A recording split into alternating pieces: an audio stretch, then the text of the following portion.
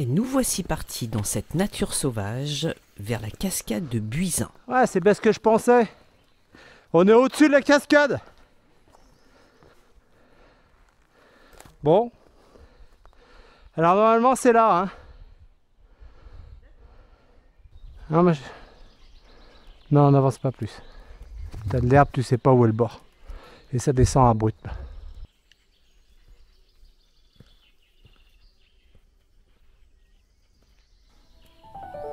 On trouve un petit bivouac pour dormir au bord du Rhône avec une vue sur le château neuf de Vertrieux. Et oui, le village de Vertrieux est le village aux deux châteaux, le vieux et le neuf.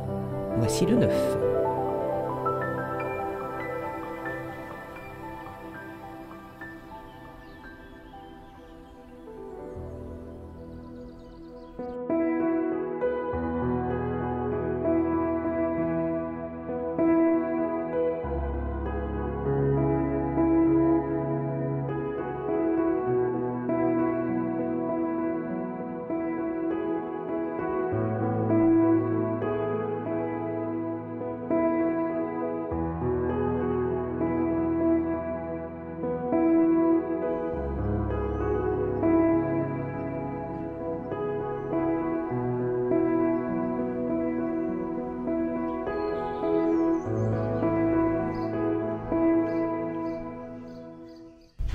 Et oui, après l'homme perché,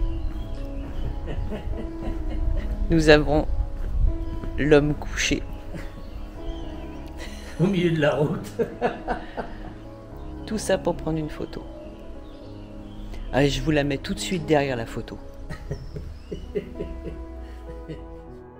Eh bien, nous avons été agréablement surpris par ce petit village de Saint-Sorlin qui est niché entre Falaise et Rhône et qui est surnommé le village des roses. Alors effectivement, les ruelles sont toutes bordées de jolies façades fleuries.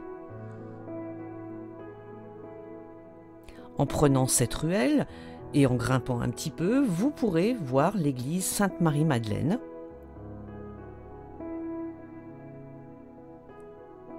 Et si vous continuez un petit peu plus haut, ben là, vous aurez une belle vue sur le paysage environnant.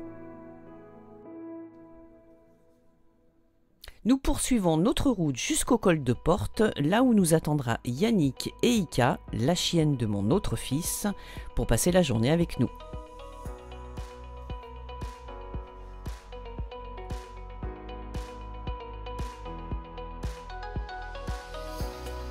Voilà, après un bon repas, il fallait qu'on digère, donc il fallait qu'on marche. Et là, on a décidé, Yannick et moi, de monter jusqu'au panorama du calvaire de Porte, où normalement on devait voir le Mont Blanc, mais nous ne l'avons pas vu, il y avait quand même pas mal de nuages. Et puis tout au loin, vous voyez la chartreuse de Notre-Dame de Porte, et pour y aller, c'est pas si facile et c'est pas si évident. Et de toute façon, on ne peut pas visiter cette chartreuse. Alors on a décidé de couper par les bois. Et une fois arrivé sur place, eh bien effectivement, oui, tout est fermé. Mais ce qui était le plus étrange, c'est que tous les accès qui donnaient sur la route étaient fermés. Donc en fait, on était pris au piège, il a fallu faire demi-tour, remonter le chemin par lequel nous étions passés. On salue au passage Estelle qui voyage vers l'infini et au-delà, Lilian et sa compagne qui ont bivouaqué au col de Porte sous les étoiles.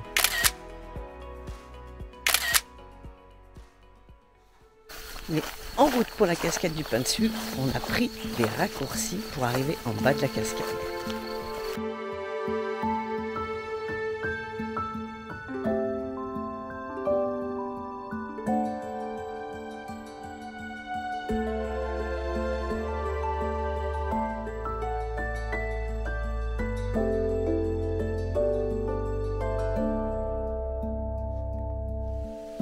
Le Pain de Sucre est une imposante stalagmite de 20 mètres de haut. Sa pointe est arrondie par la cascade de Vézérance qui l'arrose sans cesse. Regardez cet endroit, il est magique. C'est une petite merveille de la nature. Allez, je vous laisse admirer tout ça.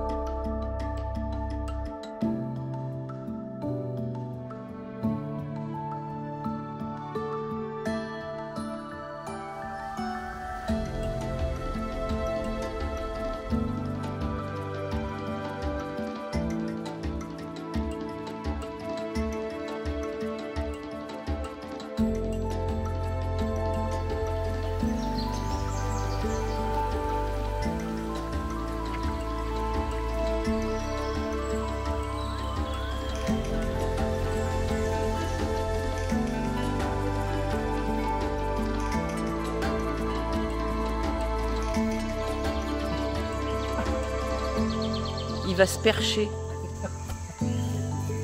Regardez comment fait un homme perché en fait. Bah, il fallait quand même corser la chose, donc il décida d'aller voir la cascade d'en haut. Pourtant je suis pas loin, hein.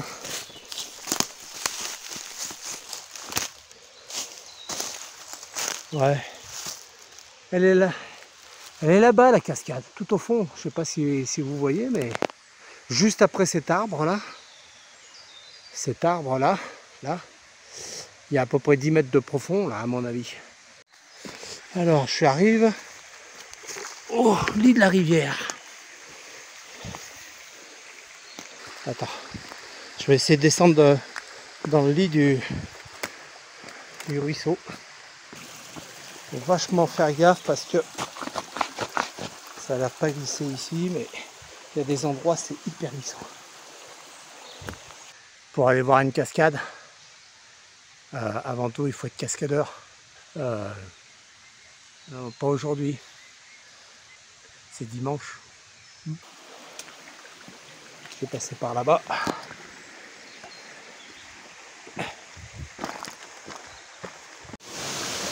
Alors là, je suis arrivé au plus loin que je pouvais sur la cascade du pain de sucre. En haut, en haut. Et donc ça va. Là, je peux pas tellement. À part avec du matériel d'alpiniste. Et là j'ai rien. Hop là. Après cette partie, il y a l'aplomb de 20 mètres qui tombe sur le pain de sucre. Voilà.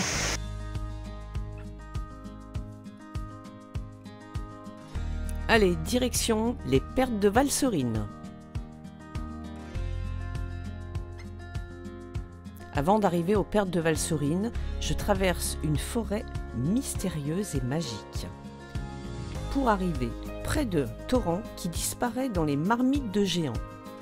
La rivière a creusé des gorges profondes dans la roche calcaire, au site naturel parfois impressionnant. La Valserine est la première rivière française à avoir reçu le label Rivière sauvage.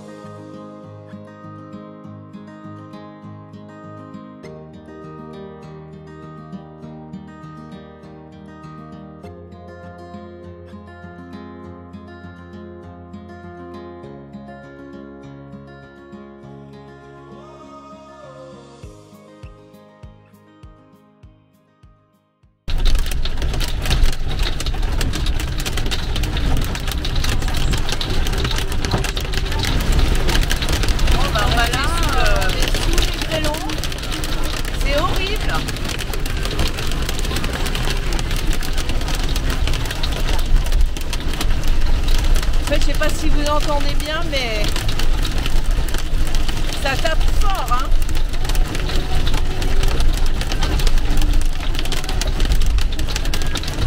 Et donc on se dirigeait vers la glacière de Silan.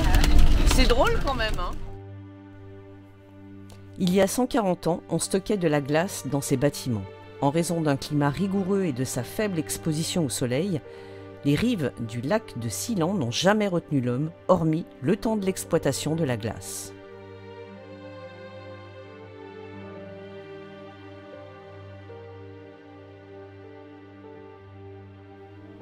Comment fonctionnaient les glacières? Entre le moment où la glace est récoltée et celui où elle est consommée, il faut trouver un moyen de la stocker. De 1885 à 1910, il y a eu 4 constructions de glacières en pierre. Et les premiers bâtiments en bois possèdent une double paroi avec un espace d'1 mètre rempli de sciures, favorisant l'isolation. La glace était ainsi conservée jusqu'à l'été. En 1905, la salle de stockage de la grande glacière est recouverte d'une dalle de béton sur laquelle une couche de paille assure l'isolation. Les ouvertures sont placées sur la façade nord pour conserver la fraîcheur du bâtiment.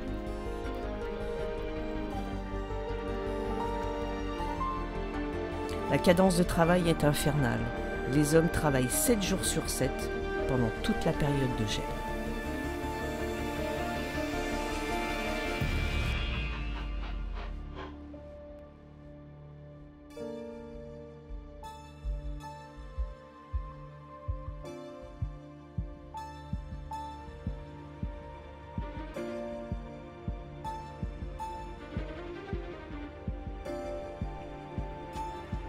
Mais l'histoire ne s'arrêtera pas là.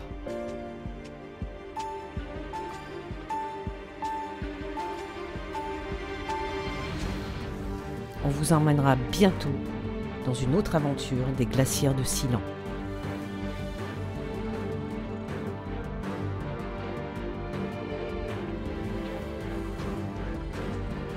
Plus profondément,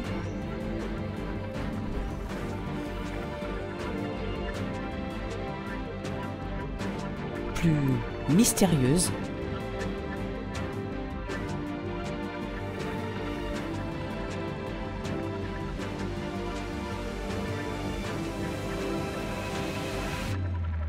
plus étrange,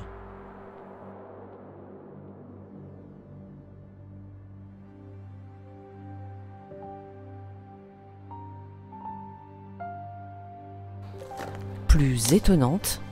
D'accord. D'accord.